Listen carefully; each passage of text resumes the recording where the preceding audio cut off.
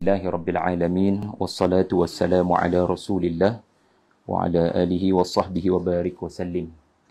Subhanaka la ilma lana illa ma'allamtana innaka antal alimul hakim. Wa la hawla wa la quwata illa billahil aliyil azim. Qala rabbi syarah li sadri wa yassir li amri wahlul 'uqdatam min lisani yafqahu qawli. Hajar hand up. Terstep tak? Duit. Terima kasih banyak-banyak pada Puan Saadiah dan seluruh tim daripada Jejak Tarbiyah, Ustaz Fakri, Syafiq dan semualah yang saya berterima kasih kerana sudi menyediakan teratak untuk kita bertemu dalam satu majlis ilmu. Terima kasih pada tim saya daripada Tadabbur Center, Fakrul, Hajar Azrin, juga adik-adik. Seterusnya tuan-tuan puan-puan yang sudi melapangkan masa untuk bersama dengan siri yang pertama, kisah-kisah yang menyembuhkan daripada Al-Quran, insya-Allah lah. Dan hari ini saya memilih satu kisah yang ada kena mengena dengan tahun baru, iaitulah esok. Iaitulah kita memasuki bulan Muharram 1444 Hijriah. Jadi berkebetulan memasuki bulan Muharram ini, saya rasa ada satu kisah yang wajar kita kemukakan, kita berkongsi, iaitulah kisah yang memang terdapat dalam hadis Nabi sendiri SAW apabila sampai ke Madinah, apabila Nabi berhijrah ke Madinah, Nabi telah mendapati orang-orang Yahudi, Ahlul Kitab, memang tidak pernah meninggalkan puasa Ashura, iaitulah puasa pada 10 Muharram. Lalu Nabi bertanya kepada mereka, mengapakah kalian berpuasa? Lalu diberitahu oleh Ahlul Kitab, Yahudi, bahawasanya mereka mengingati peristiwa Nabi Musa dan Bani Israel diselamatkan daripada Fir'aun pada tarikh tersebut ataupun pada 10 Muharram. Jadi Nabi Musa AS, ya, berdasarkan hadis itu, setahun sekali paling kurang baginda Nabi Musa akan berpuasa pada 10 Muharram kerana meraihkan dengan penuh kesyukuran peristiwa selamat daripada Fir'aun di Laut Merah. Lalu Nabi pun bila mendengar penjelasan daripada Yahudi, Nabi berkata, kami lebih berhak terhadap Musa berbanding kalian. Nahnu awla bi Musa minkum. Nabi berkata,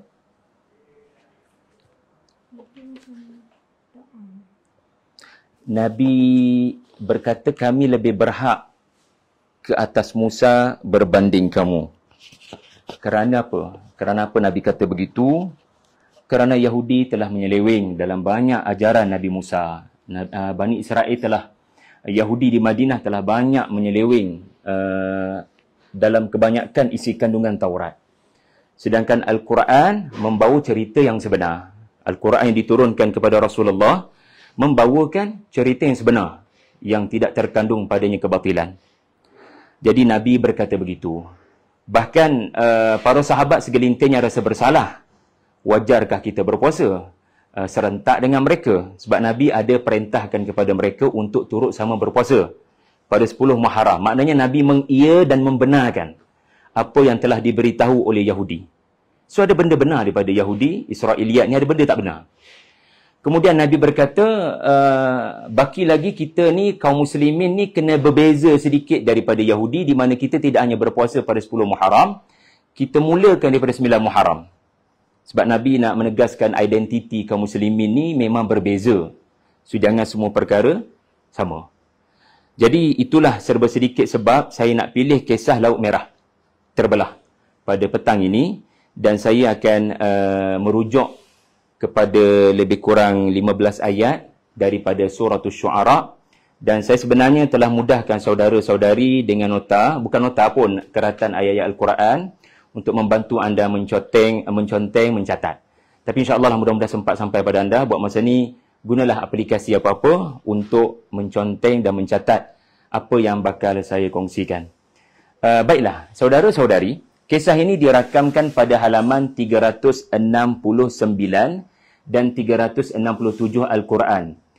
Saya terlupa nak hargai rakan-rakan di Facebook Jejak Tarbiyah dan juga Facebook Tadabbur Center. Terima kasih kerana sudi berkunjung ke teratak ini. Mudah-mudahan perkongsian pada petang ini boleh dibudayakan pada setiap kali kita memasuki Muharram. InsyaAllah lah. Ayatnya adalah daripada surah para penyair. Surah ini mengenai apa? Surah penyair ini sila baca fa inni qarib insya-Allah. Surah penyair, surah yang ke-26. Kita akan fokus hanya kepada ayat 52 hinggalah kepada ayat 66. Ya, sesiapa yang sedang menonton di Facebook adalah sangat baik kalau saudara-saudari dapat bersiap sedia dengan Al-Quran, mushaf, nas dan terjemahan. Baiklah. Bismillahirrahmanirrahim.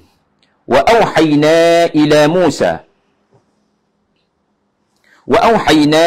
Musa.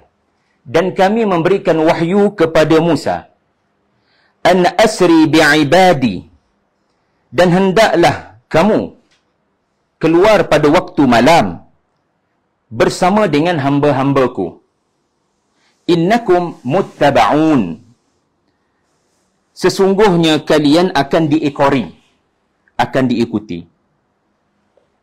Jadi, ayat ini menunjukkan Allah memberikan ilham dan wahyu kepada Musa untuk baginda memimpin Bani Israel meninggalkan Mesir pada waktu asri, pada waktu Isra', pada waktu malam. Fikirkan sejenak.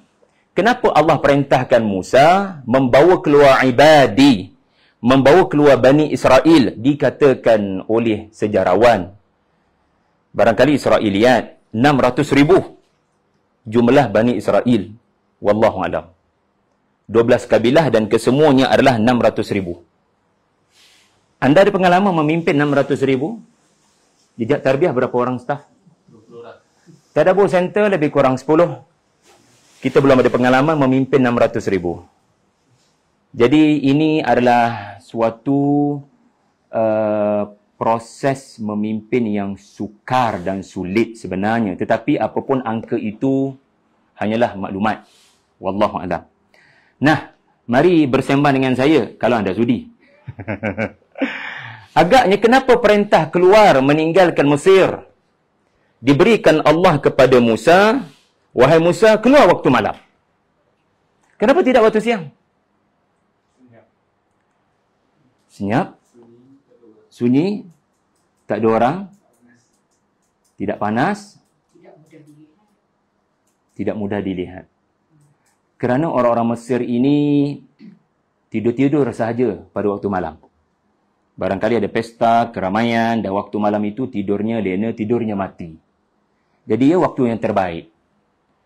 Dan yang paling penting adalah siang waktu SB main peranan. Tahu SB? Special Branch. Mata-mata Firaun. Jadi mereka akan sentiasa melaporkan pergerakan Bani Israel. Ya, raja-raja di sini ada pergerakan Bani Israel, sila datang segera. So mereka saling kontak lah antara satu sama lain. Jadi keluar pada waktu malam sebagai salah satu strategi. Betul Keluar waktu malam untuk mengelakkan bahaya dan bukan tawakal membuta tuli. Kalangan manusia ada yang katanya imannya kental. Jadi keluar pada waktu siang pun tak mengapa kerana ajal maut sudah ditentukan Tuhan. Jadi siang atau malam tiada beza. Adakah kamu tidak yakin dengan ketentuan Tuhan? Kalau kita keluar waktu malam pun, kalau sudah ditakdirkan maut, tetap maut. Tetapi Allah tidak ajar begitu. Allah Ta'ala ajar kita untuk merencana. Hal hidup dan mati memang urusan di tangan Allah. Tetapi apa strategi kamu? Jadi, Nabi Musa sebagai pemimpin Bani Israel dididik Allah untuk merancang strategi dan cara yang terbaik untuk mengurangkan bahaya mengelakkan daripada dilihat oleh CCTV Firaun adalah pada waktu gelap gelita, pada waktu malam. Apa yang menarik perhatian saya adalah kenapa dalam ayat 52 itu Allah sebut innakum muttaba'un. Sesungguhnya kamu akan diekori. Mula-mula Allah memberitahu Musa, kamu mesti mengeluarkan Bani Israel pada waktu malam untuk mengelakkan bahaya di waktu siang. Tiba-tiba Allah menyebut, kamu semua pasti akan diekori oleh Firaun dan konco-konconya. Kalau kami akan ditemui oleh Firaun, buat apa kami keluar waktu malam? Fikirkan sejenak. Apa yang Allah Ta'ala nak ajar kita daripada ayat yang pertama ini? Saya pun terkejut kerana adanya kalimah innakum muttaba'un. Kita sangkakan ayat ini berakhir dengan an asri bi'ibadi. Keluar pada waktu malam. Kita kena berstrategi untuk menang. Tidak boleh tawakal membuta tuli. Jadi Nabi Musa sedang mengatur strategi dengan teliti, menyelaraskan kepada Bani Israel di 12 buah negeri. Sebab Bani Israel telah dipecahkan kepada pelbagai negeri oleh Firaun. Itu cara untuk mengelakkan mereka bersatu dan mendapat kekuatan. Ya, jadi Firaun ini dia nak mengelakkan Bani Israel mendapat kekuatan, dia pecah belahkan, yastad'ifu ta'ifah. Dan menjadikan mereka Syiah. Kabilah A pergi negeri A, kabilah B pergi negeri B, pecah-pecah-pecahkan, divide and rule. Jadi bukan mudah untuk Musa menyelaraskan dengan ketua-ketua kabilah jam sekian, 9 malam, berkumpul di jejak tarbiyah. 600,000. Bukan mudah sebab mereka ini sedang berada di tempat yang berjauhan. Jadi Musa perlu ada seakan walkie-talkie untuk berhubung dan memberikan maklumat waktu bila, kat mana, jam berapa dengan jumlah 600,000. Jadi ini satu benda yang penat bagi seorang leader nak buat. Tiba-tiba Allah Ta'ala kata, innakum muttaba'un. Kamu pasti akan diekori. Bukankah anda akan give up? Aduhai, akhirnya akan ditemui oleh Firaun. Habis tu buat apa saya merancang strategi dengan mengeluarkan mereka pada waktu malam? Apa Allah Ta'ala nak ajar? Allah Ta'ala nak ajar kita untuk kamu merancang. Untuk aku yang menentukan apa akan terjadi. So, untuk kamu, fokus pada mengeluarkan Bani Israel pada waktu malam. Tetapi jangan terlalu yakin dengan strategi kamu. Yang strategi kamu akan menyebabkan Firaun tidak menemui kamu. Mereka tetap akan menemui kamu. Lalu Allah mengumumkan takdir kepada Musa alaihissalam. Itu nombor satu kita belajar. Kita kena belajar untuk fokus apa dalam kawalan kita. Jangan pergi kepada benda di luar kawalan kita. Bani Israel akan jumpa kita ke tidak, itu bukan urusan kita. Urusan kita adalah merancang strategi. Waktu malam adalah yang terbaik dan Allah perintahkan. Yang kedua, kita nak belajar daripada ayat ini adalah apa maksud muttaba'un? Muttaba'un maksudnya Firaun dan rejimnya akan menemui kamu. Akan mengekori kamu daripada belakang. Itu sahaja yang akan berlaku. Tidak lebih daripada itu. Maksudnya apa? Jadi adakah innakum muttaba'un itu menyedihkan atau menggembirakan?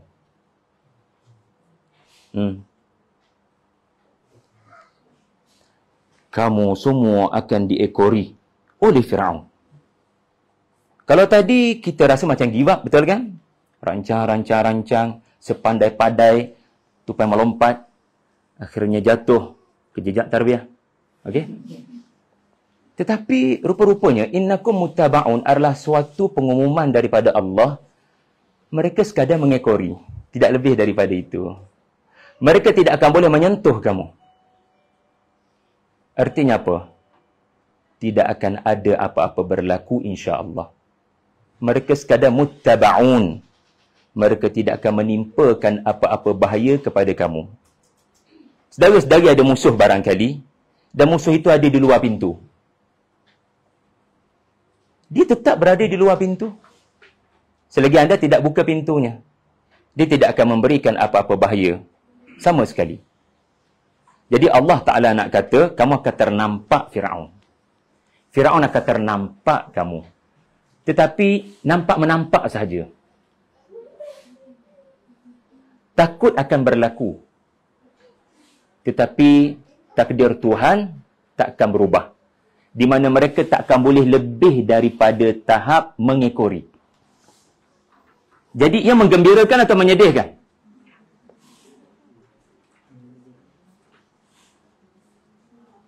Ia adalah pengumuman menggembirakan. Musuh kamu takkan boleh pergi lebih daripada itu. InsyaAllah. Qada dan qadar Tuhan akan terjadi. Innakum muttaba'un juga mengajar saya, apabila kita nak memulakan sesuatu pekerjaan, kita kena ada mindset. Apa-apa terjadi, Allah ada rencana. Kita, dalam pekerjaan kita, saudara-saudari, kita ada strategi, kita ada perancangan. Esok hari Sabtu, saudara-saudari nak pergi mana? Pagi-pagi bangun, ada hala tuju nak pergi. Kan? Pagi esok saya nak pergi Masjid Negara. Saudara-saudari mungkin nak beli buku dia jejak tarbiyah. Setiap kita ada strategi. Kita dah step by step dah perancangan kita untuk hari esok. Tetapi Allah didik Nabi Musa. Hebat macam mana rencana kamu, jangan bergantung pada rencana kamu. Akan berlaku sesuatu di luar dugaan kamu. Innakum muttaba'un. Akan berlaku sesuatu yang tidak kamu tentukan. Aku yang menentukan. Jadi apa kita belajar, saudara-saudari? Always bersedia dengan sesuatu luar jangka. Supaya kalau ia terjadi, anda tidak cemas. Anda tenang-tenang sahaja. Boleh tak berfikir begitu? Kita diajar untuk sentiasa bersedia dengan perkara di luar duga. Apa contoh perkara di luar duga?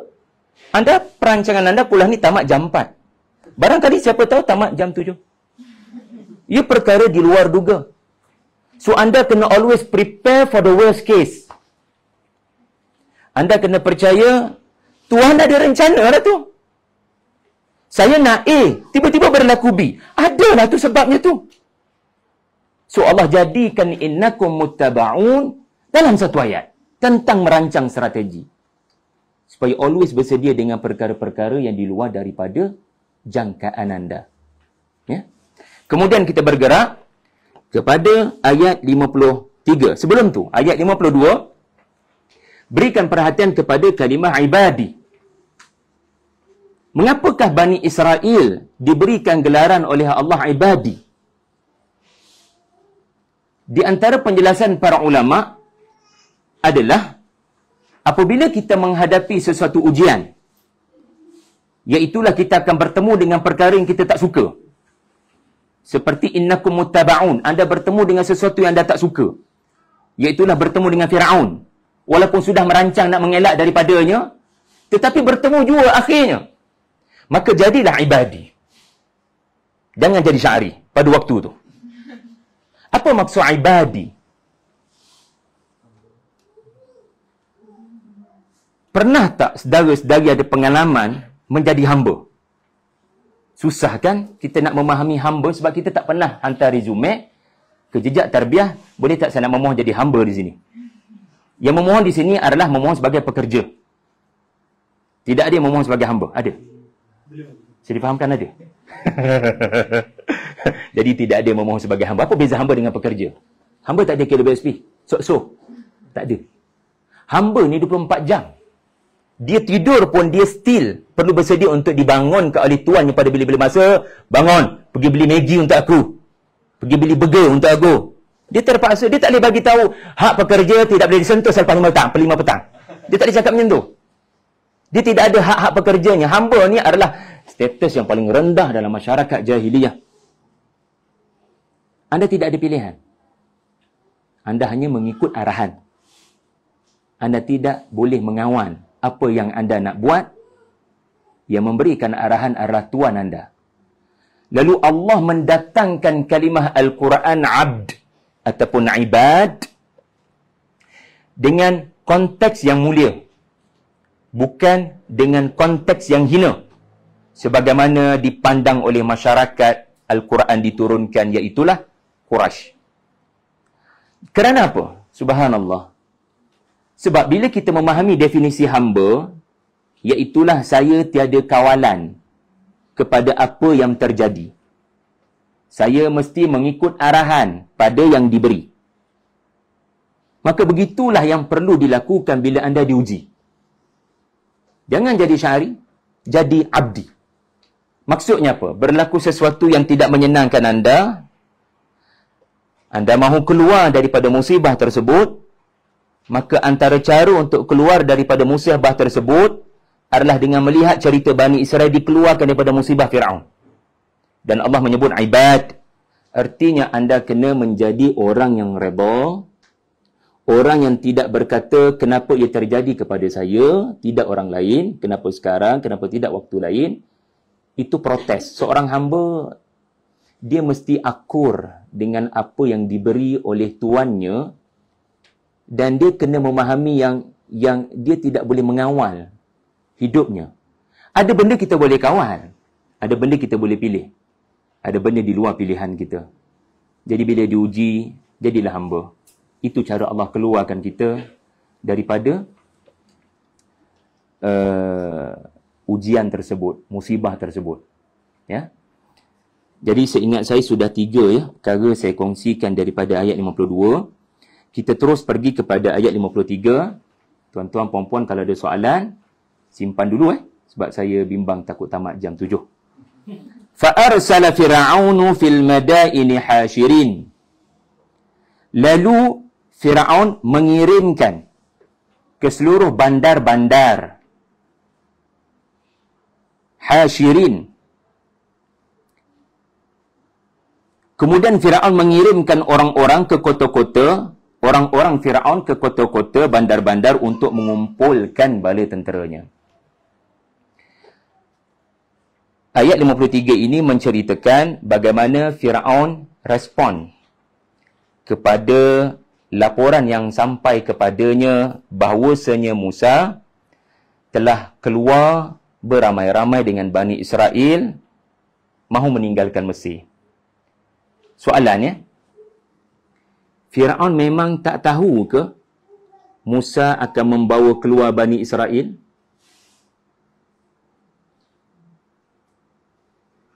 Adakah Fir'aun terkejut dengan Musa mahu mengeluarkan Bani Israel?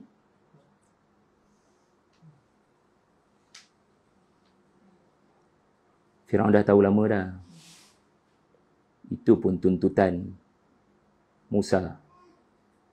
Pertama, kamu bukan Tuhan, wahai Fir'aun. Tuhan sebenar adalah pencipta langit dan bumi. Itu nombor 1. Nombor 2, keluarkan Bani Israel, berhenti perhambakannya, serahkan kepada saya. Jadi Fir'aun memang tahu Musa ada hidden agenda dengan Bani Israel. Dan kita kena ingat, Fir'aun ini, dia bukan ahli politik yang naif. Dia genius, dia punya pasukannya pun hebat-hebat. So SB dia sentiasa ada dalam kalangan Bani Israel dan memang mendengar Fir'aun, mata-mata Fir'aun ini boleh dengar Musa selalu menjanjikan kepada Bani Israel tanah Palestin. Kita akan move on ke sana, insya-Allah, lepas keluar daripada Mesir. So Fir'aun tidak terkejut sebenarnya bila Musa keluar pada malam itu. Tetapi uslub Al-Quran menarik. Dengan fa, kalau anda perasan, ada fa arsala. Fa ini adalah respon kepada tindakan pada ayat sebelum. Seolah-olah Fir'aun baru bertindak selepas Musa bertindak, mengeluarkan Bani Israel pada waktu malam. Baru Fir'aun bertindak. Adakah kita nak kata Fir'aun ini tidur lena malam tu, ya, kemudian kalut dan cemas bila diberitahu, tuanku, Bani Israel sudah keluar. Mereka sekarang berada di satu tempat. We must do something. Firaun tak galut. Firaun boleh tidur barangkali malam tu. Soalannya kenapa? Kenapa dia tidak cantas lebih awal daripada Bani Israel berhimpun? Mata-matanya mesti main peranan lah. 600,000 tuan-tuan nak berkumpul kat mana? Kat Central Market? 600,000. Boleh ke berkumpul yang orang tak perasan? 600,000 berkumpul lah kat mana pun. Mesti akan viral. Oh, ada perhimpunan kat sini, oi. Tolong report. Tolong bagi tahu. Bukan orang lain. Bani Israel. Mereka mesti merancang sesuatu. Tetapi Firaun seolah-olah relax. Take it easy. Biar dekat dia. Agaknya kenapa? Apa siasat Firaun? Anda mungkin nampak Firaun ini dungu. Sebenarnya dia brilliant. Dia bijak. Dia genius. Cuba fikirkan. Kenapa dia baru bertindak? Ayat Quran menunjukkan dia baru bertindak. Mana kita punya bala tentera daripada negeri A, negeri B, negeri C sila berkumpul sekarang. Sila berkumpul di ibu kota kita, di Memphis contohnya, ya, kerana kita nak pergi serang Bani Israel. Nampak macam lambat dia punya respon tu, tapi sebenarnya dia bukan lambat, ini strategi. Cuba fikirkan kenapa.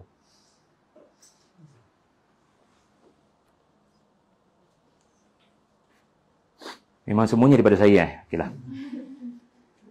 Tak adalah, kalau sudi berkongsi, silakan tuan-tuan, jangan sekian.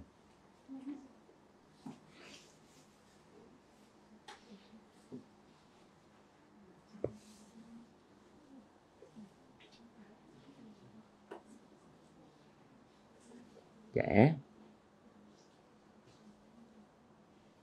ada pandangan?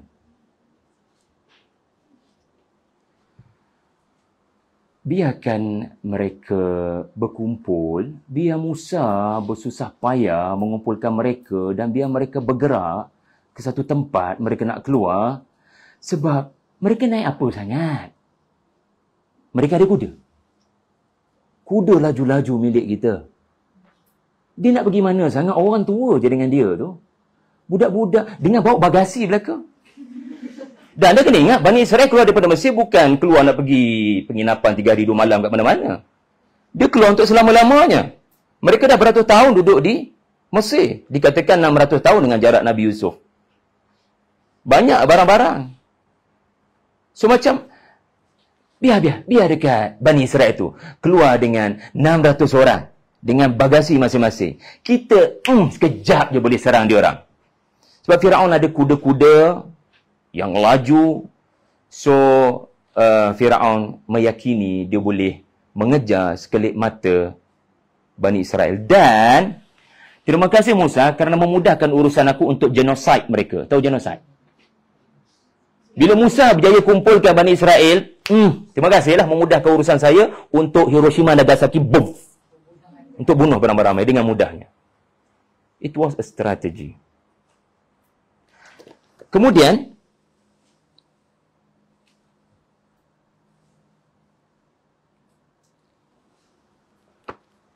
ini juga peluang terbaik untuk Firaun menyatukan seluruh bala tentera. Apabila jelas Bani Israel telah berkumpul. Kalau dalam bahasa hari ini, orang dah viral di WhatsApp group, ya, menteri besar negeri-negeri Firaun.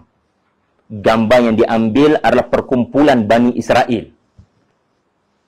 Dan tajuk utama gambar itu, kita dalam bahaya, Egyptian under attack. Apa akan berlaku pada tentera-tentera di seluruh negeri? Untuk makluman anda, menurut kronologi, para ulama susun peristiwa keluar daripada Laut Merah ini selepas pelbagai mukjizat. 9 ayat Allah beri pada Musa. Kalau ikut Syekh Salah, Dr. Salah Abdul Fattah Al-Khalidi, Ustaz Fakri pasti lebih mengetahui, beliau menyusun peristiwa Laut Merah ini selepas bab pasal Qarun. Qarun yang ditenggelamkan Allah. Nak katanya Firaun telah hilang sokongan. Akibat daripada ahli sihir, kalau dalam kronologi surah Syu'ara ni, dia sudah hilang sokongan daripada influencer, iaitulah ahli sihir. Ramai orang sudah mula ragu dengan Firaun, antaranya penasihat, bukan setakat dah ragu, bahkan dah beriman dah penasihat Firaun. Sila baca surah Ghafir. So Firaun memang sedang melihat kalangan tentera-tentera dia sendiri, orang-orang besar pun sudah ada yang ragu pada dia. So dia menggunakan kesempatan Bani Israel sedang berkumpul di satu tempat, we must do something, untuk bangkitkan sentimen untuk bersatu dengan dia. Kalau tidak, kedaulatan negara dalam bahaya kononnya. Ini peluang terbaik untuk satukan balik semua bala tentera. Sebab negara dalam bahaya. Kan bila ada bahaya, kita akan bersatu. Bila ada bahaya di sempadan. فَأَرْسَلَ فِرْعَوْنُ فِي الْمَدَائِنِ حَاشِرِينَ. Ikut Ibnu Ashur rahmatullah alaih, Madain itu ada 15 kota. Mesir ni, mungkin Fakrul lebih tahu, Mesir zaman Ramsis ni, ada 15 bandaraya. Parlimen lah dalam bahasa kita. Kan? Bandaraya-bandaraya. Negeri. Madain ni Madinah. Makna maju-maju belaka. Dan bila tentera daripada pelbagai negeri diminta berkumpul di negara Firaun, di negeri Firaun, ini juga membantu untuk engkau ada nampak diorang lari ke mana? Wahai negeri A, tentera negeri A. Negeri biada ada nampak tak diorang lari ke mana? So banyak strategi di sebalik dia delay memanggil bala tentera ni. Boleh nampak Jadi bila dah berkumpul bala tentera Firaun, maka apa perlu dilakukan oleh Firaun? Pernah tengok cerita Troy? Pernah tengok cerita yang menunjukkan sebelum kita bertempur, dia ada aksi pidato? Macam Mak Kilau lah. Apa?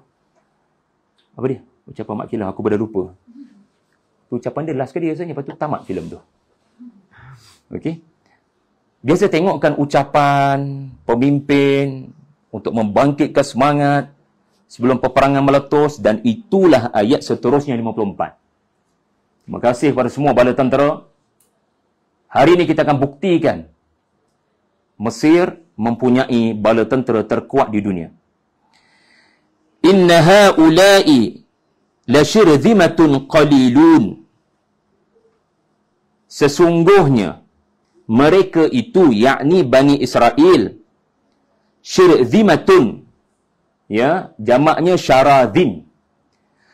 Bahasa mudahnya adalah anda ada baju macam saya tetapi sudah lusuh dan terkoyak. So apa akan anda buat dengan serpihan ataupun bukan serpihan? Bila terkoyak, jadi ia disebut cebisan. Anda guna untuk apa biasanya? Lap kaki ataupun lap air tumpah. Itu standard Bani Israel di mata Firaun. Diorang tu alas kaki kita je. Dan diorang tu sedikit. 600,000. Firaun cuba tasghir wa tahqir. Cuba menghina. Dia nak kata benda ni dalam kawalan kita. We can manage them. Dan dia cuba nak beritahu kepada bala tentera, kita boleh selesaikan dengan pantas. No big deal. InsyaAllah. InsyaAllah. Apanya? Inna haula'i lasyirzimatun qalilun. Ingat ya, ini bukan hanya cerita Firaun. Ia adalah cerita kefiraunan sampai bila-bila. Apa ciri kefiraunan? Dia sangat berbangga dengan kuantiti. Dia terpedaya dengan ramainya kekuatan pengikut dan bala tentera. Dan memang telah menjadi seakan peraturan bila hak bertembung dengan batil, hak itu sedikit. Batil itu besar.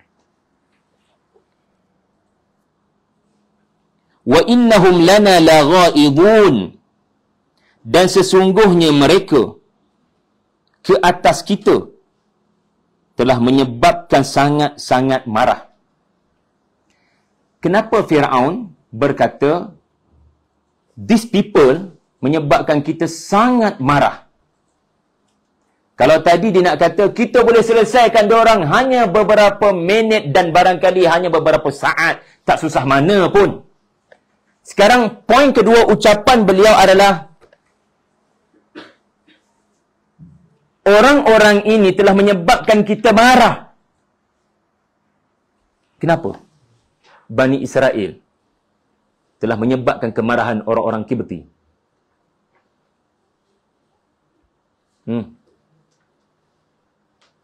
Apa yang menyebabkan orang-orang Kibti sangat marah? Pertama, mereka hamba. Kapan bisa mereka keluar tanpa izin Tuan? Faham tak? Minta izin dulu nak keluar.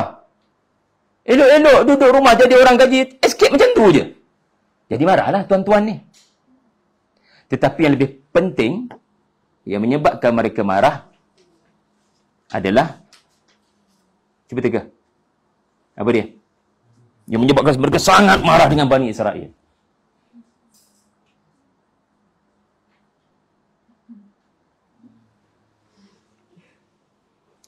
Bencana alam menimpa Mesir. Ingat lagi tak cerita belalang, cerita darah, cerita katak, Sungai Nil mengering, kutu. Ini bukan setahun dua. Ini sanawat, sinin, bertahun-tahun. Semuanya kerana Musa dan semuanya kerana Bani Israel. Mereka telah membawa kepada ketidakstabilan negara Mesir. Mereka telah membawa bala kepada Mesir. Dia macam inilah tuan-tuan. Anda marah tak pada orang menyebabkan anda COVID? Tak betul contoh ni. Tak boleh. Kita kena redha. Kita kena redha pada Allah. Ya. Tapi dalam hati tu ada perasaan tu. Dia boleh bersembang dengan aku. Dalam keadaan dia dah ada simptom, dah demam, batuk, selesema. Dia boleh bersembang dengan yakin dengan 10 orang dekat jejak tarbiyah. Dia tak pakai mask pun. Dia dah ada simptom. Lepas tu hari esok, dia disahkan positif. Jadi nak katanya kita pun akan ada sedikit perasaan marah. Sebab kalau dah ada simptom tu, jaga-jagalah. Ni buat tak tahu je. Jadi itu baru marah hanya kerana ada kluster di sisi kita. Jadi Bani Israel ini dianggap seolah-olah pembawa virus, pembawa bencana. Ya. Sedangkan seharusnya orang-orang Mesir dan Firaun menyalahkan siapa? Bukan menyalahkan Bani Israel dan Musa. Menyalahkan diri mereka sendiri yang mengabaikan apa yang Musa telah pesan. Kemudian, wa inna lajami'un hadirun. Dan sesungguhnya, lajami' kita semua ini benar-benar hadirun, sudah lama berwaspada. Sudah lama memerhatikan mereka dengan penuh tanda tanya, berwaspada. Saudara-saudari, kita akan berwaspada apabila kita tahu seseorang itu membawa bahaya. Jadi apa yang sedang disebut oleh Firaun sekarang, dia punya poin yang ketiga, ucapan motivasi kepada tentera-tentera kafir beliau, dia nak beritahu kepada tentera-tentera khususnya yang ragu kepada beliau, yang mungkin terikut-ikut rentak Asia, kalau anda masih ingat Asia, yang mungkin dalam dia mengikut jejak penasihat yang beriman dalam surah Ghafir. Tetapi wa inna la jami'un hadirun, maksudnya apa? Dan sesungguhnya kita semua harus selalu berwaspada. Firaun sedang painting Islam as the new enemy. Maksudnya apa? Menggambarkan Bani Israel sebagai pengancam kedaulatan negara. Maksudnya apa? Mereka akan meninggalkan kita Mesir, mereka akan bina kekuatan di Palestin, dan bila kekuatan mereka terbina di Palestin, mereka akan kudetakan kita. Mereka akan ambil alih Mesir macam Yusuf buat dahulu kali. Ingat lagi Yusuf alaihi salam? Yusuf memerintah bersama dengan bukan orang Mesir. Mereka disebut Malik. Mereka disebut sebagai Hyksos. Jadi kita ni pun akan mudah sensitif bila naratif ini dimainkan. Apa dia? Hati-hati, bukan orang Melayu akan perintah negara kita. Naratif itu boleh menyebabkan kita sensitif. Soal kita respon apa, kita undi apa tu masing-masing lah. Tetapi soalnya kita sensitif sebab kita dah hidup lama dengan Melayu. Islam pula tu. Kita ada tradisi tajuk khutbah Jumaat apa sebut mak kilau. Kalau anda perasan. Sebab hari pahlawan. Okey? Jadi kita ni agak susah nak terima kalau tiba-tiba orang Cina, orang India ambil alih negara. Ini kita dalam bahaya ini. Kita dalam bahaya. Jadi begitulah apa yang cuba digambarkan oleh Firaun kepada musuh mereka untuk dapatkan kesatuan dan solidariti daripada tentera-tentera Firaun.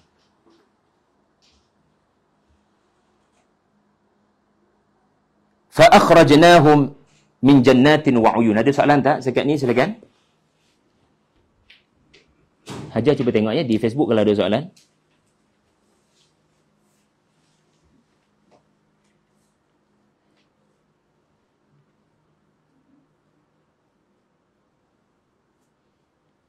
Fa akhrajnahum min jannatin wa uyun wa kunuzin wa maqamin karim. Kemudian kami keluarkan mereka daripada jannat. Jannat ni artinya kebun-kebun hijau yang sedap mata memandang.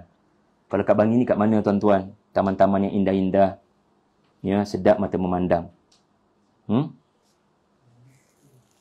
Tasik UKM. Ajuat di mana ya? Tempat-tempat yang ada ciri-ciri syurgawi. Ya. Ada tak? Jannat ni artinya begitulah. Ya. Wa'uyun, dengan mata air yang pancut memancut. Ini panorama luar rumah. Sekarang panorama dalam rumah. Wa kunuzin, harta-harta yang disimpan. Multi account. Orang Mesir orang kaya-kaya. Ya. Sebab tu mereka marah juga. Sebab bila Bani Israel 600,000 meninggalkan Mesir, artinya mereka kehilangan pekerja. Yang mereka tak bayar pun. Sebab hamba. Tak boleh dibayar. Bagi makan minum je. So, sekarang siapa nak jaga semua benda-benda macam ni? Wa kunuz artinya harta. Ini semua cerita dalam rumah. Wa maqamin karim, kedudukan, pangkat yang tinggi-tinggi. So, orang tak tayang luar rumah. Anda tayang piala-piala sekolah menengah dulu kat luar rumah ke? Tak ada kerja lah kalau macam tu. So, kita akan tayang sijil kita, ya. Kita akan tayang kita punya gambar, buku bestseller kita dalam rumah lah. Takkan kat pagar rumah. Orang kata poyo ke apa dia ni? Jadi, kat luar rumah kita akan gambarkan dengan jannat dan uyun. Orang masuk rumah, kunuz, maqamin karim. Jadi, Allah keluarkan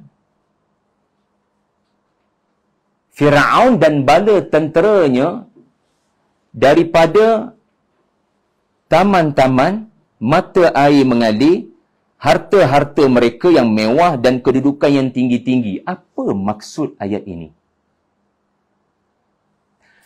Pertama sekali, ia menggambarkan adanya pesta keramaian, pesta kerakyatan seolah-olah memberikan ucapan selamat berjuang. Orang-orang Kibti, isteri-isteri mereka, anak-anak mereka, abang, berjuanglah sebaiknya, pulang segera. Seolah-olah begitu. Inilah barisan kita. Seolah macam itulah, nak bagi semangat. So, acara itu barangkali gilang gemilang. Tepukan gemuruh diberikan kepada bala tentera Firaun ini. Rupa-rupanya, hari yang paling anda dapat paling ramai pengikut. Hari yang paling anda gembira. Hari yang paling anda dipuji rupanya hari terakhir anda di bumi, di dunia. Waspadalah, saudara-saudari. Jangan terpedaya. Tentera-tentera Firaun begitu bersemangat. Selepas ucapan Firaun dan dengan pesta keramaian yang diadakan. Kalau tuan-tuan ada pengalaman tengok, mungkin tuan-puan jarang tengok filem lah. Tapi kalau kita tengok filem-filem Roman Empire ni, memang begitulah sifat empire. Nak pergi ke medan tempur, dia akan ada acara gilang gemilang untuk memberi semangat. Memberi semangat kepada mereka yang bakal berjuang. Tetapi siapa tidak sedari, itulah juga hari terakhir mereka dan mereka tidak akan pulang kepada keluarga mereka dan segala apa yang telah mereka bina selama ni. Kadzalik wa awrathnaha Bani Israel. Demikianlah kami wariskan kesemua itu kepada Bani Israel. Ya. Kata Dr. Ratib Muhammad An-Nabulsi, ayat ni mengambil masa 50 tahun untuk berlaku. Ayat 59 ni mengambil masa lebih 50 tahun untuk berlaku. Maksudnya apa?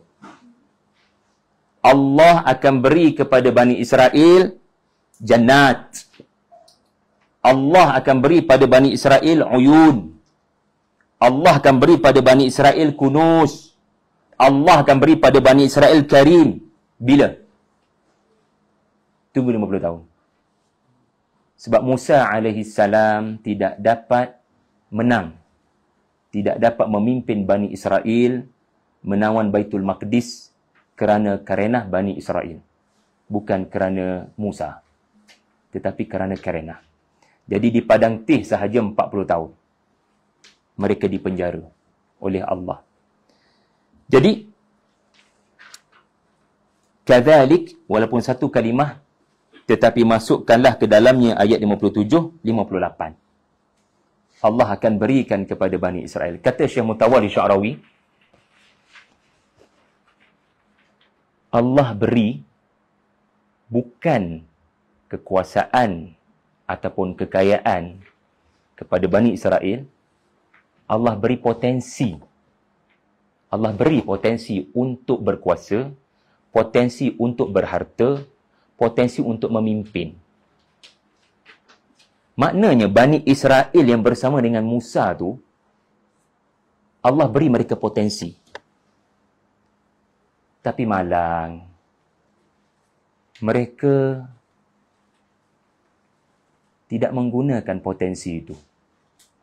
Jadi, anda boleh lihat ayat 59 dengan dua sudut pandang. Sudut pandang pertama, ini Bani Israel 50 tahun lagi. Sudut pandang yang kedua, Bani Israel yang tu. Allah beri mereka potensi. Allah beri mereka bakat. Tetapi malang. Mereka mengikut hawa nafsu dan mereka tidak bersedia untuk mengikut Musa supaya potensi itu dapat dikeluarkan di Palestin nanti. Di Palestin. Kadang-kadang potensi kita ni dia tak nampak di Mesir. Sebab di Mesir kita jadi hamba. Kita dipandang hina. Tetapi bila berhijrah, kan, kita masuk jejak tarbiyah, baru potensi itu menyerlah dan gemilang. Kan? Jadi, kadang-kadang untuk potensi kita ni terserlah, macam Nabi Yusuf. Kat Palestin tak nampak potensi itu. Pergi ke Mesir baru meletup. Baru viral. Baru menjadi sebutan netizen.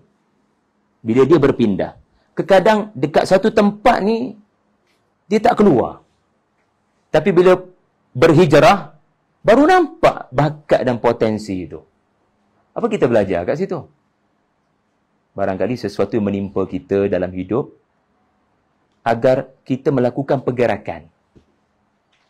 Ya, kita tidak berada di takuk yang sama. Saudara-saudara ada pengalaman tak? Bila berpindah, baru nampak diri kita yang sebenar. Kalaupun tidak sebenar lah. Diri kita rupanya ada bakat. Ada tak pengalaman tu?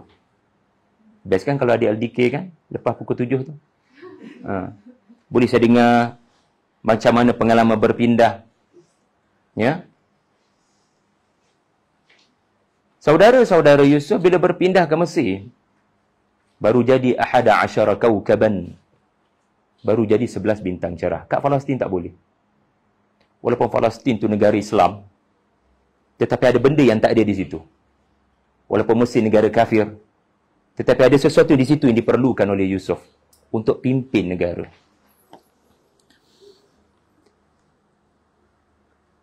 Fa'atba'uhum musyrikin. Anda bersama dengan saya lagi? Okey, tidak berada di alam lain, Fa'atba'uhum musyrikin. Lalu mereka Siapa mereka? Firaun dan bala tenteranya yang telah mendapat tepukan gemuruh daripada isteri, keluarga dan rakyat jelata tadi. Fa'atba'uhum musyrikin. Lalu lalu Firaun mengekori. Firaun menyusuli. Firaun mengikuti. Mereka cari sampai ke lubang cacing di mana Bani Israel dan tak susah kerana 600,000. Dan ternyata mereka bergerak ke arah musyrikin, tempat terbit ke terbenam, syuruk. Terbit matahari. Ini menggambarkan tempat atau menggambarkan masa? Fakrul.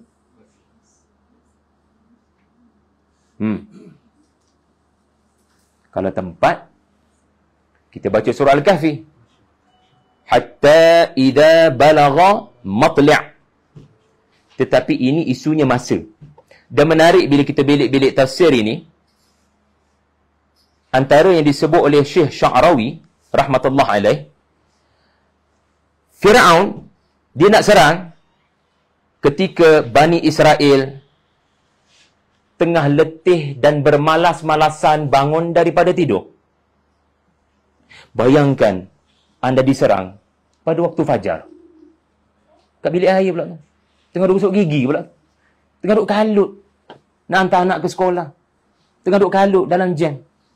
Kita tidak fokus. Dan tubuh kita ni apatah lagi lifestyle orang tak beriman ni, yang tak ada sistem fardu subuh ni, pagi adalah waktu untuk bermalas-malasan dan tidur-tiduran. The best time to attack wal 'adiyati dhabha fal muriyati qadha fal mughirati subha. Serang pada waktu subuh. Dan ini bukan waktu subuh, ini waktu matahari terbit. Firaun punya siasat macam tu. Kita serang waktu mereka tengah bermalas-malasan, tengah duduk beratur nak mandi. Allah punya siasat macam mana? Oh, kau sangka kau boleh serang ketika mereka tak ready. Kami akan serang kamu di kemuncak kamu ready. Fa'atba'uhum musyrikin. Musyrikin juga mengajar kita fajar yang terbit selepas kegelapan takkan ada kuasa dan Firaun mana-mana boleh halang. Matahari bila terbit, jangan anggap sekadar fenomena alam. Allah sedang memberitahu sesuatu. Allah sedang mengajar kita sesuatu. Buya Hamka, Allah Yarham, pernah menyebut, alam ini guru kepada kehidupan. Quraisy Shihab pernah menyebut, tidak pernah membosankan apa yang cuba disampaikan oleh alam ini walaupun anda melihat kepada objek yang sama.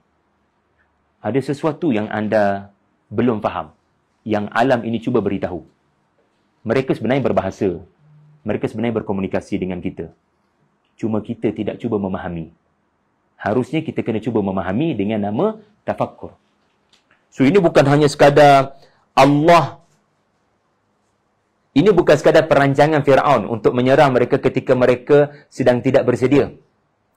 Ini juga perancangan Allah untuk memusnahkan Firaun ketika matahari kebenaran terbit. Kerana Firaun mewakili kuasa kegelapan. Dan Musa mewakili kuasa kebenaran. Fa'atba'uhum musyrikin. Ingat ya, salah baca, salah makna tuan-tuan. Baca sedap dah. Fa'atba'uhum musyrikin. Astaghfirullahalazim. Lain maknanya tu Jadi hati-hati dengan makharijul huruf dan ilmu tajwid lah. Baik, kita berada pada babak yang paling penting.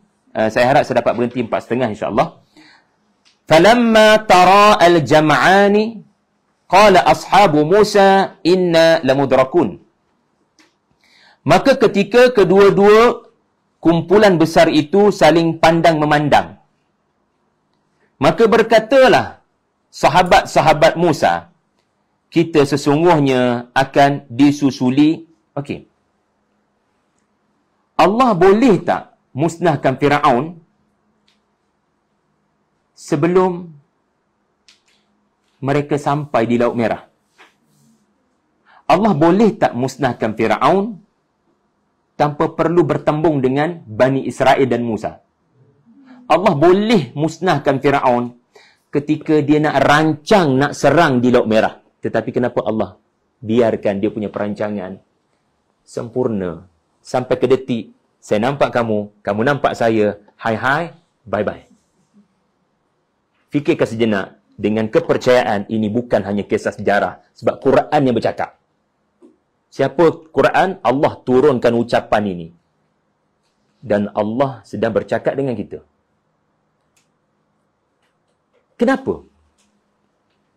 Kenapa Allah bagi perjalanan perancangan Firaun itu seakan menjadi sampai ke tahap apa yang disebutkan tadilah, innakum muttaba'un. Mata bertentang mata. Kita boleh bayang ya, debu-debu naik berterbangan. Alamak!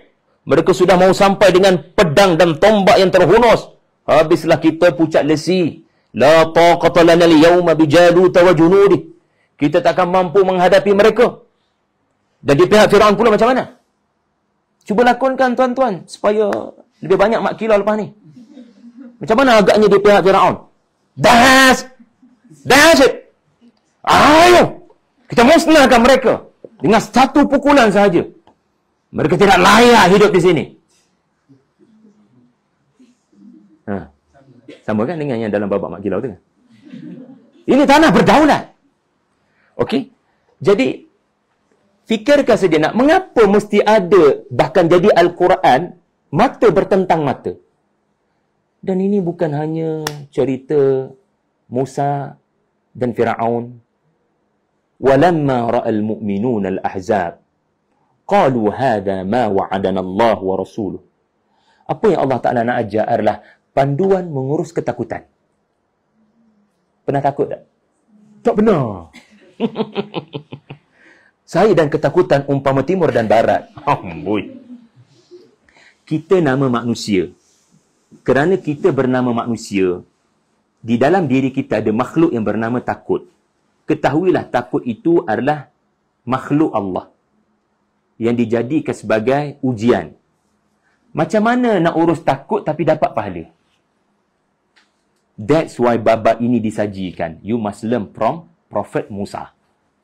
Macam mana mengurus ketakutan? Sebab semua kita akan ada faktor-faktor yang menyebabkan takut. Contohnya apa? Yang boleh menyebabkan takut. Sebab takut ni dia takkan berbicara melainkan tentang sebentar lagi. Takut tak berlaku pada cerita semalam. Cerita semalam dia ada makhluk lain dalam diri kita. Namanya bimbang. Bukan, sedih. Duka cita. Menyesal. Dan mula berkata kalau. Itu cerita tentang semalam. Tetapi takut ini, sebelum tu, daraka. Mudrakun. Artinya berjaya capai. Dan sentuh dan dapat. Artinya mudrakun, senjata mereka akan sampai kepada kita. Kita sudah tidak dapat lari ke mana-mana. Di hadapan kita adalah lautan merah yang ombaknya ganas. Di belakang kita tentera Firaun dengan sifat yang penuh dengan ganas. Kita nak pergi mana? Tuan-tuan, ini bukan hanya cerita Laut Merah. Hidup anda dan saya akan ada detik Laut Merah. Di mana kita buntu nak buat pesan. Bila kita buntu, kita akan buat istikharah. Bagi saya, apa yang bakal berlaku pada ayat selepas ini mengajar kita makna istikharah. Walau buntu macam mana sekalipun, anda kena buat keputusan. Antara dua pilihan, anda kena tetapkan satu. Tetapi biarlah ia terpandu dengan panduan dan mohon agar Allah memandu anda. Seringkali istikharah itu dianggap sebagai pilihan yang dibuat berasaskan mimpi. Tetapi kebanyakannya tidak bermimpi pun untuk membuat keputusan mana yang terbaik. Di sana menanti, di sini menunggu. Ada calon A, ada calon B. Datang kepada kita. Mana satu dalam mimpi? Dah 3 hari ni tak keluar apa-apa. Kadang kita berfikir istikharah ini, insya-Allah kalau pilih A sebab saya mimpi A, mesti mudah dan seronok saja rumah tangga. Tidak ada sebarang pahit. Tidak ada sebarang konflik. Kita berfikir macam tu.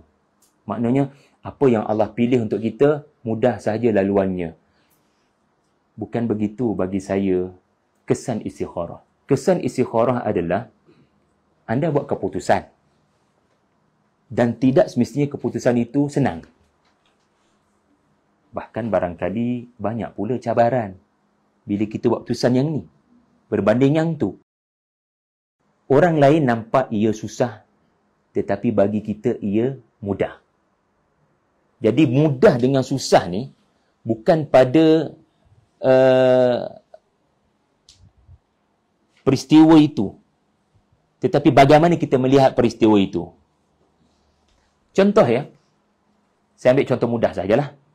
Kita ada dua calon yang nak datang pada kita.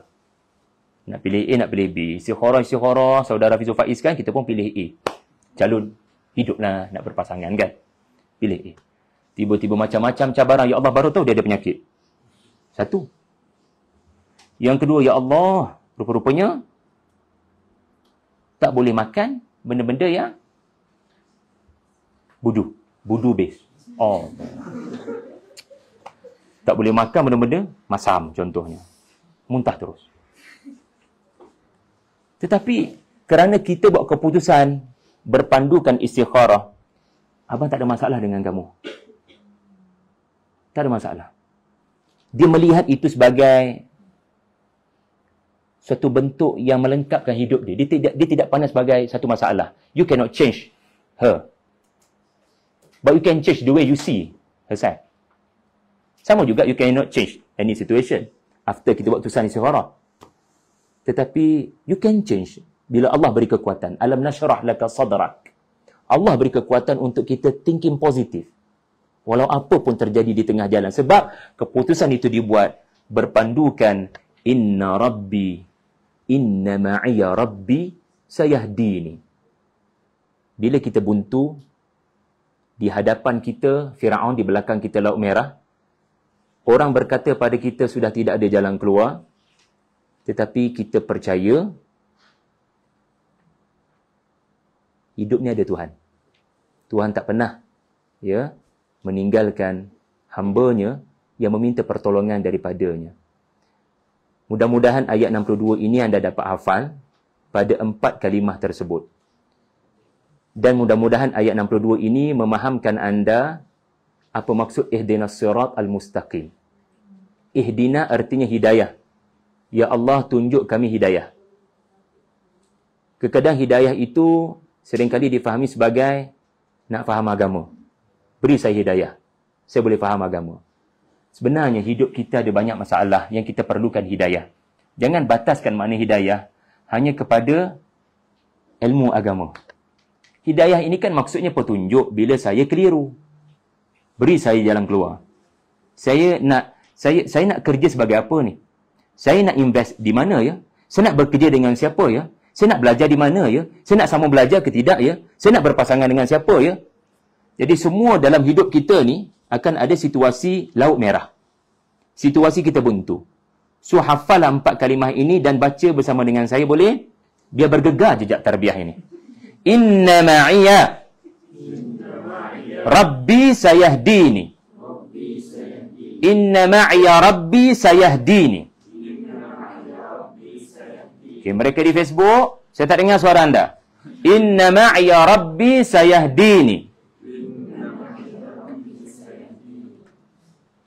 Itulah 17 kali kita sebut ihdinas sirat al-mustaqim. Tuhan, kami buntu dalam hal ini, pandu kami. Kami percaya bila keputusan ini berpandukan petunjuk kamu, berpandukan Quran dan sunnah keputusan kami, engkau pasti akan memberikan jalan keluar. Okey, saya nak tarik perhatian anda.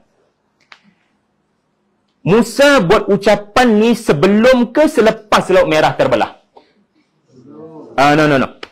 Musa buat ucapan inna ma'iya rabbi sayahdini sebelum ke selepas dia diperintahkan menghalakan tongkat? Seolah-olah Allah berfirman, do something dengan tongkat kamu. Okey, doa tadi sebelum ke selepas? Sebelum Allah beri jalan keluar, betul? So, biasakan diri kita untuk sebut dulu dengan doa seperti ini dan jangan sebut selepas. Maksudnya ketika hantaman pertama, musibah. Seperti Nabi Yaqub alaihi salam ketika diberitahu Yusuf dimakan serigala. First word, dia tidak delay walau sesaat. Bal sawwalat lakum anfusukum amra fasabrun jamil wallahul musta'anu ala ma tasifun. Dia tidak mahu delay ucapan yang baik kepada Allah. So kalau kita nak Allah keluarkan kita daripada musibah yang kita tak mampu nak pikul ataupun keburukan yang berat dan beban, jangan kita seolah-olah menunggu hikmah ataupun tanda-tanda hikmah nak berlaku, baru nak sebut. Iman adalah kemampuan anda untuk percaya ketika detik pertama ujian tu datang. Inna ma'iya rabbi sayahdini. Musa sebut benda ni dalam keadaan dia tak ada sebarang idea tentang. Anda cuba letak diri anda di tempat Musa dan Bani Israel. Agaknya Allah nak bantu macam mana? Kita duduk di tempat Musa sekejap. Dengan cerita tongkat tu pernah bertukar jadi ular gergasi. Apa agaknya LR, literature review? Apa agaknya, macam mana Allah akan bantu kita? Musa tak ada idea. Tapi dia sebut dulu, Allah ada cara akan bantu kita. Allah dah sebut dah sebelum ni, innakum muttaba'un. Jadi maksudnya, mereka memang akan bertembung dengan kita. Tetapi setakat bertembung je. Allah akan buat dinding menyebabkan diorang tak akan dapat datang dekat dengan kita. Tapi soalnya bagaimana? Alam tara kaifa? Bagaimana Allah akan selamatkan kita daripada Firaun? Agak-agak anda lah. Sebab situasi ini sangat kritikal kerana bukan Bani Israel ashab. Bulatkan kalimah ashab. Ashab ini bukan pengikut Musa yang biasa-biasa. Ashab ini adalah 12 orang nuqaba. Tahu nuqaba? Dalam suratul Maidah. 12 orang ketua Bani Israel.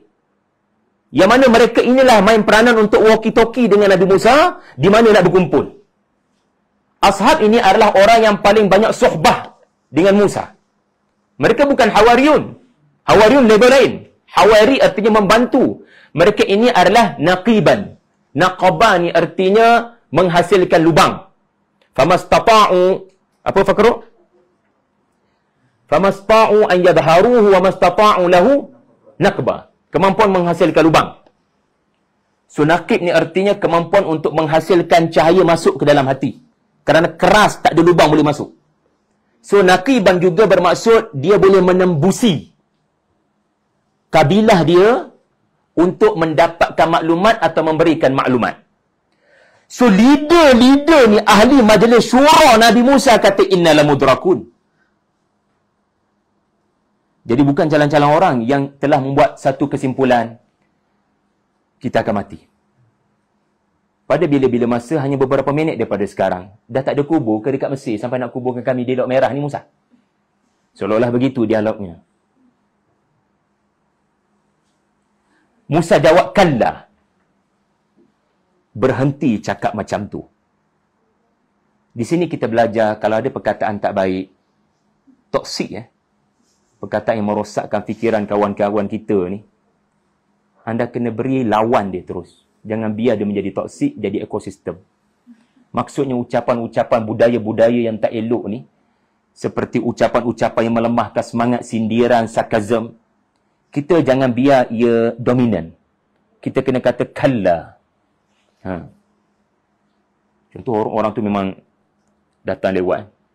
Awal datang. Kalla. Maksudnya, cakap elok-elok. Jangan duk main sindir-sindir. Ya. Tak semua orang boleh terima metod sindir ni. Ya. Kalla ni adalah adawatul radak. Cara untuk membalas. Musa tak mahu perkataan yang melemahkan ini viral. Contoh ya, kita seringkali menakut-nakutkan kaum muslimin. Ya, musuh-musuh Islam bermaharajalela, semua perkara konspirasi. habislah kita. Cuba jadi kalangan orang memberikan harapan. Ya, biar lahir daripada teratak ini orang-orang kalla. Sudah-sudahlah tu. Islam akan menang insya-Allah kalau kita buat perancangan elok-elok. Ya. Apakah kesudahan di sebalik kita menakut-nakutkan orang Islam? Sebab dalam Al-Quran penuh dengan berita gembira, wa yubashshiral mu'minin alladhina ya'maluna as-salihat. Ini berita gembira. Nak letak kat mana cerita ni? So kenapa kita boleh basyiru, kita nak buat tunafiru? Okey. Jadi fa'auhayna ila Musa an idrib bi'asaka al-bahr. Anda masih belum jawab soalan saya. Dudukkan sekejap tempat anda di tempat Musa. Musa sendiri, dia, kalau anda duduk tempat Musa, agaknya macam mana solution nak berdepan dengan Firaun? Saya pun tertanya-tanya, kenapa Musa tidak mengangkat-ngangkat tongkat? Sebelum Allah menyebut something tentang tongkat, adakah Musa tidak terfikir something tentang tongkat itu? Saya pun tertanya, kenapa Bani Israel tidak berkata, do something dengan kamu punya tongkat? Tongkat kamu telah bertukar jadi ular gergasi. Takkanlah ular gergasi boleh bantu dekat Laut Merah, kan?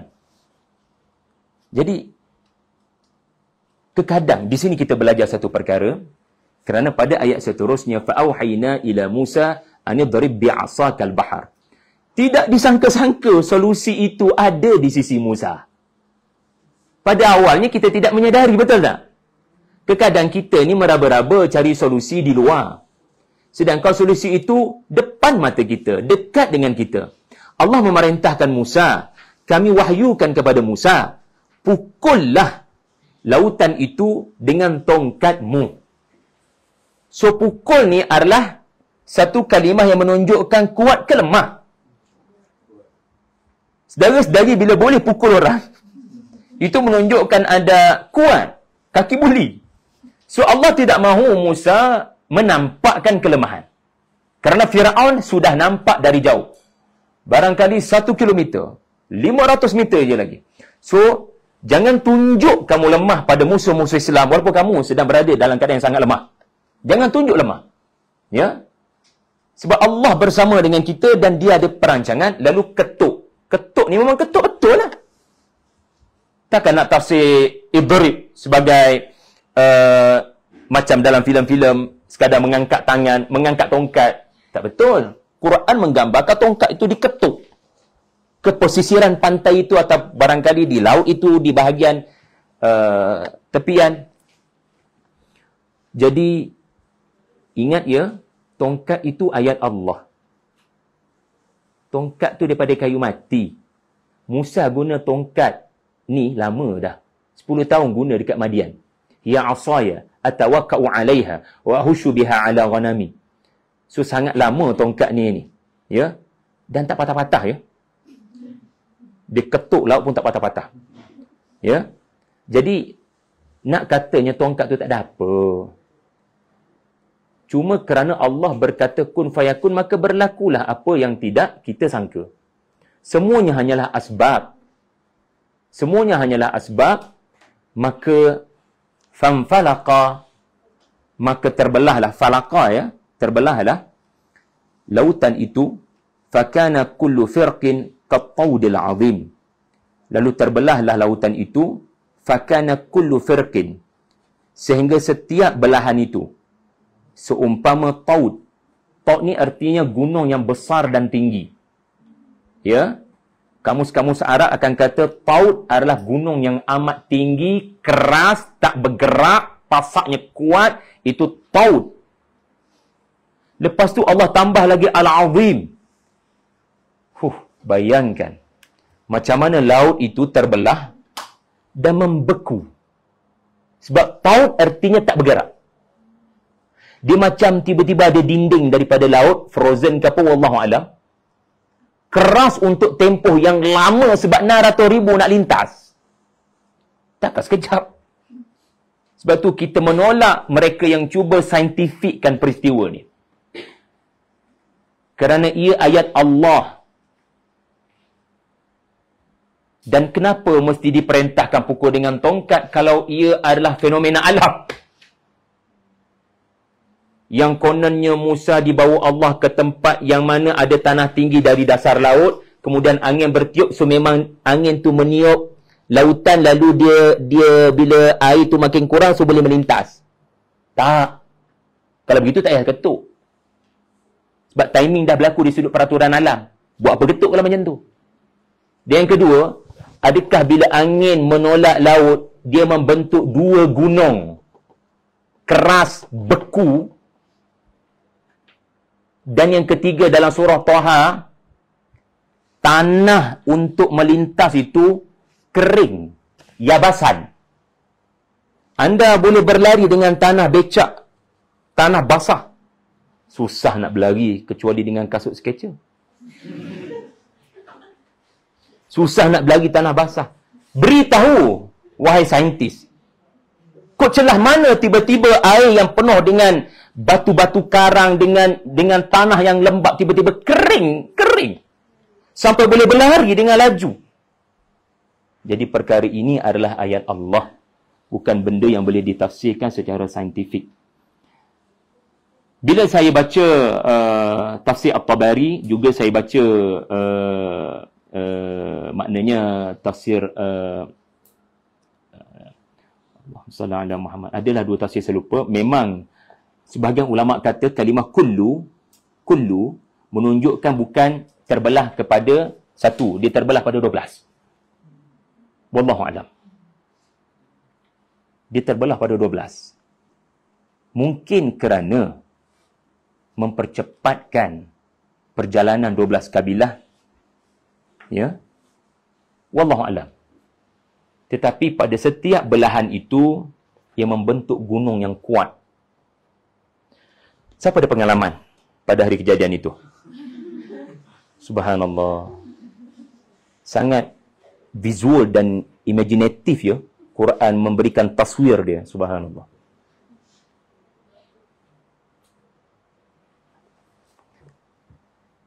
Anda akan takut pada dua benda. Pertama, aku ni lambat sikit bab-bab lari. Walaupun dah masuk dalam laut, Firaun naik kuda. Sak. Innalillah. Takut yang pertama, Firaun boleh sampai juga ni. Takut yang kedua apa dia? Anda nampak apa dalam laut tu? Pernah pergi Petroscience KLCC atas tu? Bukan, aqua. Bayang nampak ikan-ikan.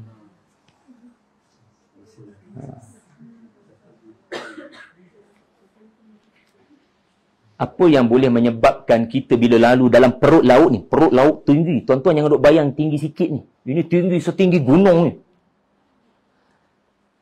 Mungkin dalam fikiran anda, berapa minit ni dia akan... Berapa minit? Risau. Takut jantung balik. Subhanallah. Jadi, ini antara ayat Allah. Bukan hanya kepada Bani Israel. Bahkan mukjizat terakhir Allah tunjuk kepada Firaun. Ini kalau ikut kira-kira saya lah, sebab saya dulu pernah bawa slot Nabi Musa di Ibrah ni berbulan-bulan. Sempatlah baca-baca dan saya susun dalam kronologi saya lebih kurang. So, ini mukjizat yang ke-12.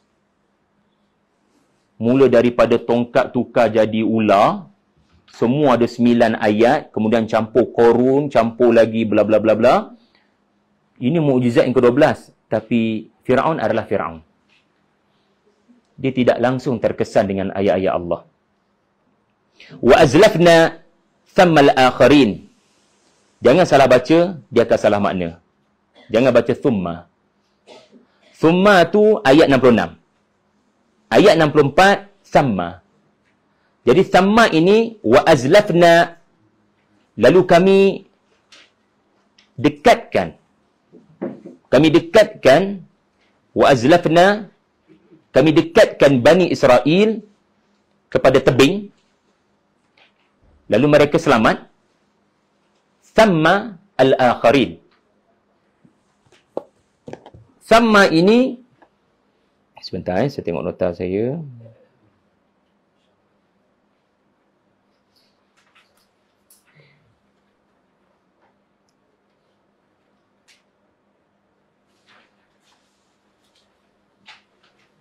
Ayat berapa ni? Okey, sama ayat 66. Bismillah.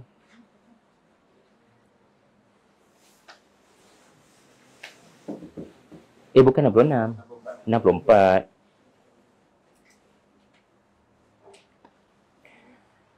Sama ini adalah bermaksud hunaka. Azlafna tadi bukan Bani Israel ya. Azlafna adalah Fir'aun. Azlafna thammal akharin hunaka.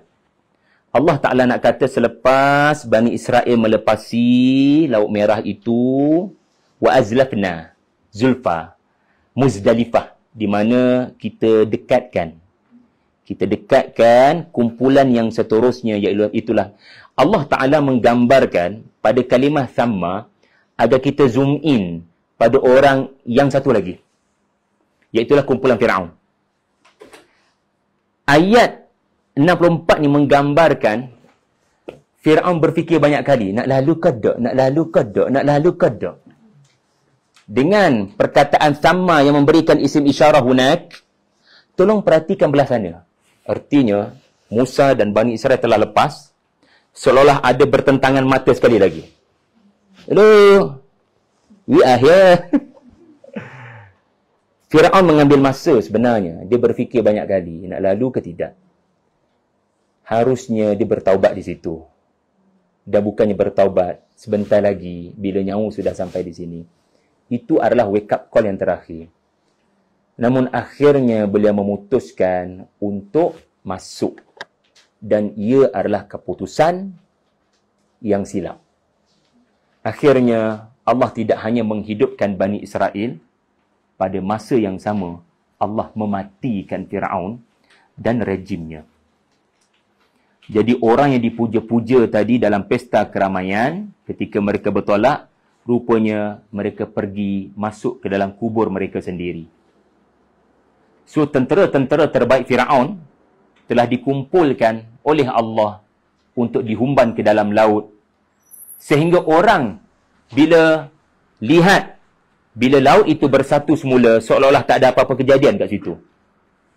Betapa tidak signifikannya tentera-tentera yang paling kuat di dunia ini.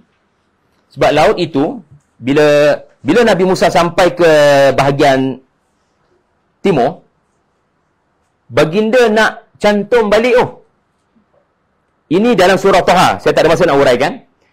Ketika Fir'aun masih lagi thamma, tengah buat keputusan lagi, nak masuk ke tak nak masuk, nak masuk ke tak nak masuk, Musa ni dah decide dah. Dia nak halakan balik tongkat tu, dia nak jatuhkan balik tongkat tu untuk cantumkan laut tu. Maksudnya apa? Alhamdulillah kita hidup. Depa biar api lah. Biarlah depa hidup dengan cara depa kat Mesir tu. Kita dah ada alam baru, cerita baru, diari baru, norma baru kita kat sini. Tetapi Allah tidak berkehendak begitu. Allah berkehendak jangan kamu halakan tongkat kepada laut nanti dulu. Biarkan ia kekal begitu. Biarkan ia begitu. Dan dengan Allah mengekalkan begitu, rupanya Allah nak jemput Fir'aun kemari. Sila masuk. Lalu dengan kemasukan Fir'aun dan bala tenteranya, musnahlah mereka hanya dalam beberapa saat. Wallahu a'lam. Ada apa-apa soalan ataupun perkongsian? Saya sangat suka kalau saudara-saudari boleh berkongsi tadabbur masing-masing. Mungkin 2, mungkin 3 sebelum kita tamat pada 4:30. Ada perkara saya kongsikan tadi tadabbur. Tetapi sebahagian besarnya saya rasa masih lagi dalam lingkaran tafsir. Memperjelaskan makna-makna tersurat ayat. Ustaz Fakri, kalau ada tambahan silakan. Ustaz Fakro, Ustaz Juat daripada Cinta Gaza Malaysia. Rakan-rakan yang lain boleh kongsi. Ya. Perkataan falaqah, sila beri perhatian. Perkataan falaqah pada ayat 63. Famfalaqah. Falaqah ini artinya membelah kepada dua bahagian. Membelah sehingga menjadi dua bahagian. Itu faraqah dan itu juga falaqah. Tetapi beza faraqah dengan falaqah, pembelahan yang merujuk kepada biji benih dalam tanah. Sebab biji benih bila kita semai, kita akan nampak kalau kita guna time lapse, kita akan nampak macam mana dia terbelah lalu lahirlah. Apa dia panggil tunas, bukan tunas apa? Pucuk. Dan ibu-ibu yang melahirkan anak pun 9 bulan itu akan berakhir dengan falaqah, terbelah untuk anak itu keluar. Ini mengingatkan kita bukan hanya kepada peristiwa belah untuk memberikan kehidupan pada Bani Israel. Ini mengingatkan kita pada kehebatan surah Al-Falaq. Jadi antara cara untuk Allah beri kekuatan untuk kita bangkit daripada duka, sedih, keburukan yang menimpa, jangan tinggalkan suratul Falaq. Saya tak hafal nas-nas yang kita bincang ni, tapi saya hafal surah Al-Falaq. Demikian juga anda. Jadi perkataan falaqah ini bukan kebetulan Allah Ta'ala pilih sebagai cara menyelamatkan Musa supaya kita menggunakan surah Al-Falaq. Ma ta'awwada bimithlihinna ahad, kata Nabi SAW. 3 kul itu adalah perlindungan dan pertahanan paling kuat bagi seorang mukmin. Ma ta'awwada bimithlihinna ahad. Antaranya surah Al-Falaq. Kul a'udhu birabbil falaq. Tuhan membelah waktu malam dengan cahaya. Dan ia tidak terbatas kepada waktu fajar, ia juga merujuk kepada Qul a'udzu birabbil falaq. Tuhan yang mengatur kehidupan setiap makhluk dengan proses terbelah. Gitu ya. Jadi itu antara yang kita belajar. Lagi kalau saudara-saudari nak berkongsi, lagi 1 minit. Di Facebook ada soalan, komentar, cuba tengok. Di Facebook JT, di Facebook Tadabbur Center tak ada. Maknanya tak ada orang tengok. Inna lillahi wa inna ilaihi raji'un. Ada ramai tengok. Terima kasih pada yang menonton di Facebook JT dan Facebook Tadabbur Center. Kalau beginilah kehadirannya di Facebook apa orang? JT dalam 22 orang di JT, di Tadabbur Center 74. Kalau macam inilah kehadirannya, insya-Allah lah kita boleh buat bulanan lah, insya-Allah. Sebab kalau jin-jin saja yang datang, saya buat dengan jin je lah.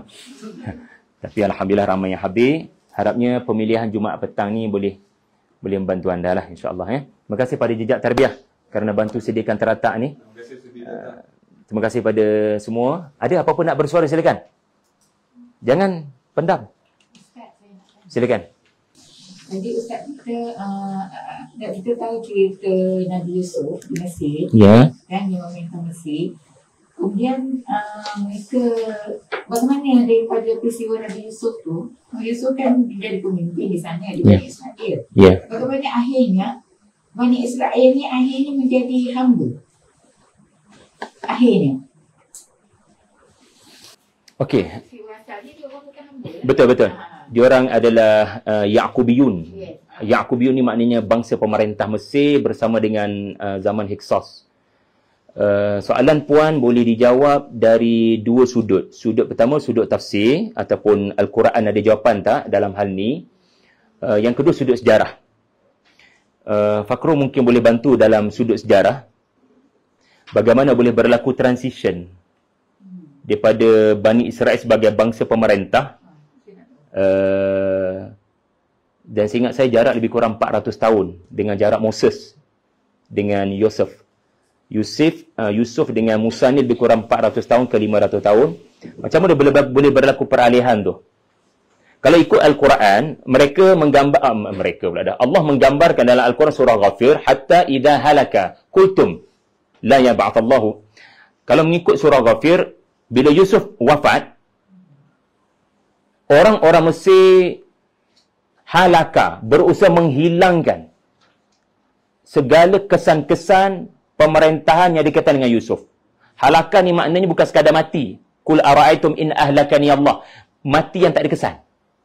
So mereka cuba menghilangkan segala legasi. So yang ada sekarang pun adalah yang berbaki yang masih lagi sebaik, yang tidak berjaya dihilangkan.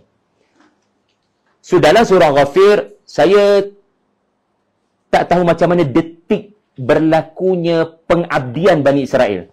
Tetapi dalam surah itu memang menjelaskan perasaan orang-orang Kibti selepas kewafatan Yusuf, mereka mengharapkan jangan ada rasul lagi lepas ni. Artinya mereka tidak menerima dakwah tauhid yang disampaikan oleh Yusuf, walhal Yusuf menyelamatkan Mesir daripada kemarau yang membunuh Sejarah kata macam mana, Fakru? Kalau seingat saya, rekod lebih kurang 300 ke 350 ke lebih kurang 400 setengah daripada Nabi Yusuf ke Raja Firaun Ramses II. Antara reason kejatuhan masa zaman Nabi Yusuf, bangsa Iksos. Bangsa Iksos pada itu. Bangsa Iksos ni dia bukan bangsa kecil, ada bangsa lain. Dan kemudian kejatuhan sebab pada ketika itu Bani Israel ni dia ada satu perangai di mana diorang suka buat perosakan, di mana menyebabkan bangsa asal dekat Mesir dia menjemput bangsa daripada luar datang untuk kembali menakluk Mesir. So kemudian Bani Israel yang dulunya masa Nabi Yusuf mereka diangkat, kemudian mereka kembali terhina lah. Itu ringkasan. Cuma kalau nak cerita tentang panjang lebar tentang bagaimana mereka boleh jatuh, dia ada kait dengan satu peristiwa. Bani Israel mereka memang terkenal dengan mereka sentiasa terhina dengan satu yang kita sebut sebagai genocide. Diorang memang ada sikap mereka memang suka buat benda macam tu. Itu dia ringkasan yang saya boleh kongsi lah. Terima kasih Fakru, Puan, terima kasih. Ada lagi yang nak tambah, silakan. Ramai anak-anak muda ni saya tengok. Ya.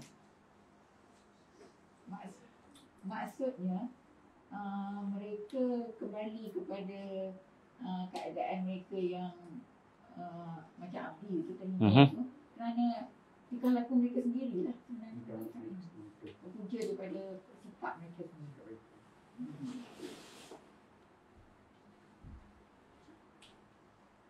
Memang tak berlaku Hyksos digulingkan semula oleh Firaun sebelum Ramses.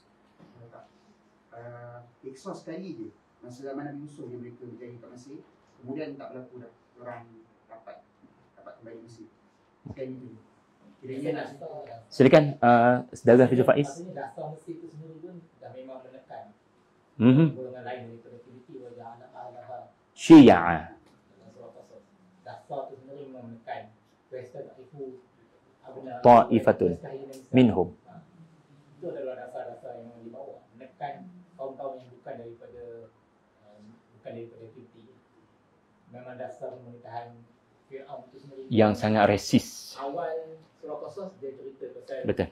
Inna Utara itu satu dia punya perangai, kemudian cerita dasar dia ada memang diskriminasi kaum lah. Sentimen dia memecah belahkan kaum itu sebab cara dia nak kontrol dominate dia punya pemerintahan tu adalah dengan memecah belahkan kaum tu. Biar dia orang, sebab tu dia asalnya dekat pusat pemerintahan, kemudian dia pisahkan Bani Israel dekat satu tempat yang jauh daripada center, kemudian jadikan tempat itu sebagai industri untuk mereka akhirnya jadi hamba kerja. So dia pandai memisahkan. Kalau ikutkan dulu kan Nabi Yusuf pagi datang ke kota kan, dipisahkan. Jadi geographically dasar pemerintahan, undang-undang semuanya dibuat dengan cara untuk mendiskriminasikan kaum Bani Israel itu sendiri. Jadi dengan perangainya, dengan dasarnya habis.